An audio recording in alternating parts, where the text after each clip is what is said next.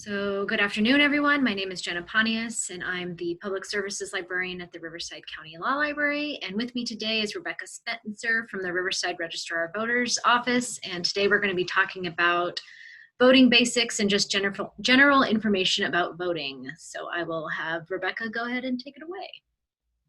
Sure, thank you. Yes, so my name is Rebecca Spencer. I'm the Registrar of Voters for Riverside County, and we have an election quickly approaching. Today is actually National Voter Registration Day, and we are 42 days away from Election Day. A lot has changed due to COVID-19 restrictions, so I will start off with that information. So we have two executive orders from the governor that have changed some of the voting regulations. The first executive order requires that we mail a ballot to all registered voters. So we have about 1.2 million registered voters in Riverside County, and we will be mailing everybody a ballot. And the second executive order establishes formulas for in-person voting opportunities. And so that second executive order requires that we have at least one in-person voting opportunity for every 10,000 registered voters. So in Riverside County, that means at least 120 in-person voting opportunities.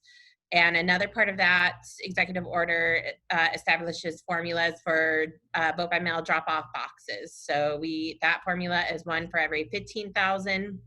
So in Riverside County, that means we will have 80 drop-off locations. And so and then there was two additional laws that were complementary to the executive order. So they were companion bills. And one was an Assembly bill, one was a Senate bill, and the Assembly bill backs up the mailing every registered voter a ballot, and the Senate bill backs up the in-person voting opportunities. A couple other things that were in those bills. One is we have to extend the deadline, the postmark deadline for vote by mail ballots. So previously it was that a ballot had to be postmarked on or before Election Day and received within 3 days after Election Day. The law has been changed to allow us to check for postmarks for 17 days. So it still has to be postmarked on or before Election Day, but received within 17 days after the Election Day. And that's to allow for any slowdown that there may be with the United States Postal Service. Another part of the law that changed is remote accessible vote by mail software. So previously the remote accessible, we call it RAVBM, remote accessible vote by mail, was limited to military and overseas voters, as well as voters with disabilities. The law was changed to allow any voter to use it. And so I'll go through the specifics of the RAVBM in just a minute. But I wanted to describe what the voter experience is going to look like for this November. So the first thing that voters will receive is their voter information guide. We will start mailing the voter information guide this Thursday, and a voter information guide goes out to all 1.2 million registered voters. In that voter information guide will be a list of the voter assistance centers. So for this election, we will not be operating traditional polling places. They will be voter assistance centers. The difference is that you're not assigned to a specific voter assistance center. You can go to any of the 130 that will be available in Riverside County. The voter assistance centers will have live connectivity to the voter registration database.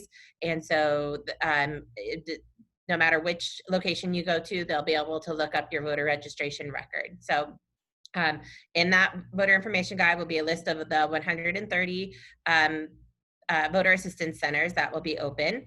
There will also be a list of the 80 drop-off locations. So if voters choose that they don't want to mail their ballot back through the USPS system, they could always go to one of the 80 drop-off locations, or they could even go into one of the voter assistance centers to drop off their ballots. Also in that voter information guide will be a sample of what their ballot will look like. So that's standard. Before all elections, we send everybody a sample ballot. So that will be included in the voter information guide, as well as the candidate statements and measures that pertain to their local ballot. And then on the back of the guide will be their suggested voter assistance center. So like I said, you could go to any of them, but we will be giving you a suggested location based on your particular residence address.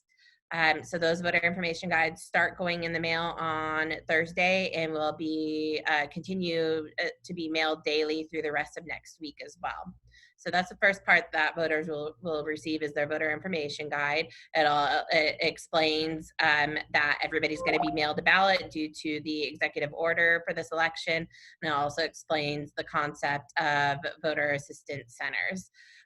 The second part of the voter experience is when we start mailing the vote by mail ballots. So those ballots will go in the mail on October 5th. They will start going in the mail on October 5th, and it's going to go out to all 1.2 million registered voters. In that ballot packet will be the voter's ballot, as well as a postage paid return envelope. They can vote their ballot, put it in their envelope, sign it and seal it and drop it off, put it back in the USPS. If they choose not to, they could also go to the vote by mail drop-off locations. Those vote by mail drop-off locations, there's 80 of them. They will open up on October 5th and be open through election day during regular business hours. And voters could drop off their ballots at one of those locations if they choose not to put it back in the mail.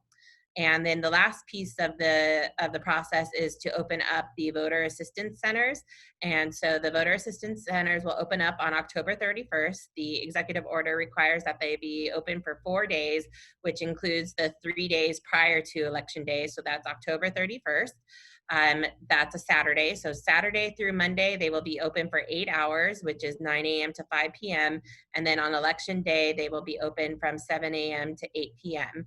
The voters, like I said, there's 130 of those voter assistance centers spread out throughout the county. Voters could go to any location. We are encouraging that voters go ahead and mail their vote by mail ballot and put it back in the mail.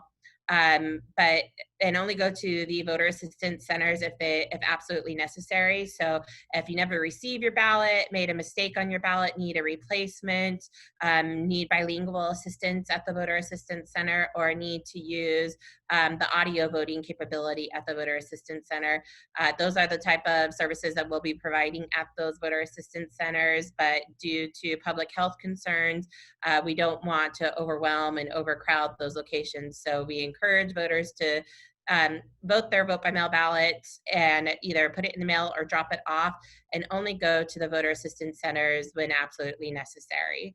The process at the voter assistance center will be that the voter will fill out an application with their name, residence address, date of birth, and signature. A data entry operator will look up their information, make sure that they're registered to vote at that address, make sure the signature matches, and make sure that the voter has not already voted the vote by mail ballot that was sent to them. If all those things check out, they will be given an activation code. They'll take that activation code over to our voting system. A poll worker will activate the voting session. The voter will mark their choices on using a touch screen. So we have touch screens at all the voter assistance centers. The touch screens do not record votes. They simply, it's a ballot marking device, so it helps you mark your ballot.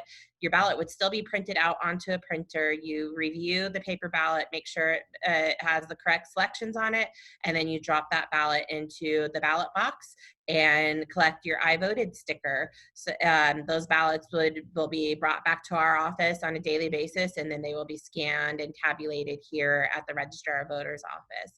So that pretty much sums up what the experience will be and what to expect for this November's election. And with that, I'm available for any questions. I know I gave quite a bit of information, so I'm available for any questions. I do have some questions. So at the voter assistance centers, would someone need to be able to show their ID as well? No, they will be signing an application, and then that signature will be compared to the signature on their voter registration record. The only time that they would be asked to show ID is if they are coded as a first-time federal voter, and if that would pop up, a prompt would pop up to the poll workers to ask for ID in those specific circumstances. Okay, and it sounded like then because of that, you could do day of, like you could register to vote the day of the Yes, that election. is correct. So we will have, that's called conditional voter registration. And so there's a typical 15-day close of registration. So anybody that gets registered to vote by 15 days before the election will be mailed their ballot. If they miss that 15-day, they would have to either come into our office or go to one of the voter assistance centers and do same-day registration, where they will fill out a registration card and be given a provisional ballot and vote that ballot there, either here in our office or at the voter assistance center. And then once the voter registration card is processed and approved, that ballot would be counted. Okay. And you can check to see if your ballot got accepted by going online. And can you also call, or is it just online? You can also call, so you can track the status of your ballot from beginning to end. If you go onto the Secretary of State's website, so it's sos.ca.gov, they have, it's called Ballot Tracks. It's TRAX, Ballot Tracks. And you can sign up to track the status of your ballot. You'd have to put in your contact information and then either a phone number or an email, and you will get text messages or emails when your ballot is scanned into the USPS system. So on October 5th, when it's scanned in, you would get an alert that the ballot's being mailed to you, and then you could also track the status of when our office receives it. That's cool. So I think Michael's microphone doesn't work. So if Michael has questions, you can put them in the chat, although he has not. So I assume that there are no questions. And I think you made it clear, but I just want to like oh, he says no questions, to double check. So the voter assistance centers are different than the mail-in drop-offs, because the mail-in drop-off stuff opens on the 5th of October, and then the centers don't open until the 31st of October. That's correct. So the drop-offs are just that. You can't pick up a ballot at the drop-off locations. They're just a drop-off location where if someone they would just come in and drop their ballots off. We would make sure that the envelopes are signed before they deposit them into the ballot box. At the voter assistance centers, that's where you would actually be able to pick up a ballot. Okay. And